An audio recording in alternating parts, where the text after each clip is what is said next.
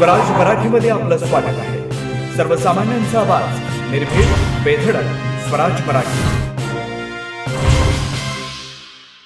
सांगली जिल्ह्यातील खानापूर तालुक्यातील विटा शहरापासून अगदी 5 ते 6 किलोमीटर अंतरावर कारवे गावचे रहिवासी आणि कारवे MIDC मधील हॉटेल विराट अँड लॉजिंगचे मालक पैलवान राहुल गणपती जाधव यांचा त्यांची चारचाकी गाडी इर्टिगामधून जात असताना भर रस्त्यात चारचाकी गाडी अडवून काही अज्ञात मारेकऱ्यांनी राहुल जाधव यांच्या गाडीवर हल्ला चढवत राहुल जाधव यांच्यावर गाडीतच धारदार शस्त्रानं हल्ला चढवत मारेकऱ्यांच्या हातात असलेल्या लाकडी दांडक्यानं जोरात डोक्यावर घाव घालून दगडानं ठेचून त्यांचा खून केल्यानं विटा शहरासह खानापूर तालुक्यातील एकच मोठी खळबळ उडाली आहे.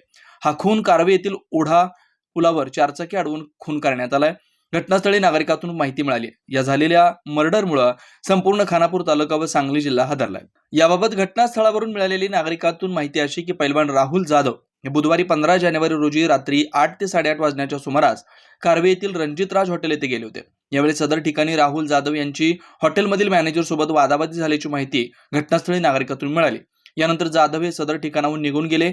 रात्री 11:15 ते 12 वाजण्याच्या सुमारास पुन्हा हॉटेल रणजितराज येथे गेले. यावेळी हॉटेल रणजितराज या ठिकाणी पुन्हा वादावादी झाल्याचं सांगण्यात येत आहे. या वादावादीनंतर काही वेळातच कारवे येथील ओढा पुलावर असणाऱ्या स्मशानभूमी समोर पैलवान राहुल जाधव यांची इर्टिगा गाडी काही अज्ञात मारेकऱ्यांनी अडवून या गाडीवर हल्ला करत गाडीच्या सर्व काचा फोडून राहुल जाधव यांच्यावर धारधार शस्त्रानं आणि दांडक्याने हल्ला करण्यात आल्याचे देखील घटनास्थळी पाहायला मिळाले. स्मशानभूमी समोर सुरू झालेल्या या हल्ल्यानंतर राहुल जाधव यांची इर्टिगा चारचाकी गाडी सुमारे 50 ते 60 फुटावर रॉंग साईडला असणाऱ्या ओढा पुलावरील संरक्षण भिंतीवर जाऊन आदळल्याचं निदर्शनास आलं.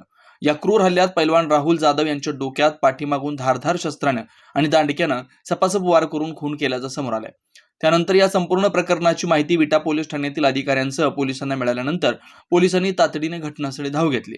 सदर खळबळजनक खून प्रकरणाची माहिती घेऊन तातडीनं पुढील तपासणीची दिशा पोलिसांनी सुरू केली. तसेच घटनास्थळी पोलीस पथकानं पंचनामा करून पुढील कारवाई सुरू केली. विटा पोलिसांनी घटनास्थळावरून हल्ल्यातील दांडकी आणि काही ठोस पुरावे हाती घेतलेत. राहुल जाधव खून प्रकरणी सदर विटा पोलिसांनी 3 संशयितांना ताब्यात घेतल्याची माहिती घटनास्थळी नागरिकातून मिळाली. या 3 संशयितांकडून पोलीस कसून तपास करत आहेत. सदर सांगलीच्या फॉरेन्सिक पथकानं देखील घटनास्थळी दाखल होऊन पंचनामा केला.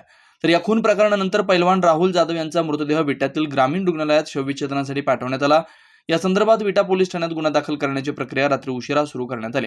अन्य काही धागेदोरी हाती येतात का याचा विटा पोलीस शोध घेत आहेत. हा खून कोणत्या कारणावरून झाला याची माहिती रात्री उशिरा मिळू शकली नाही.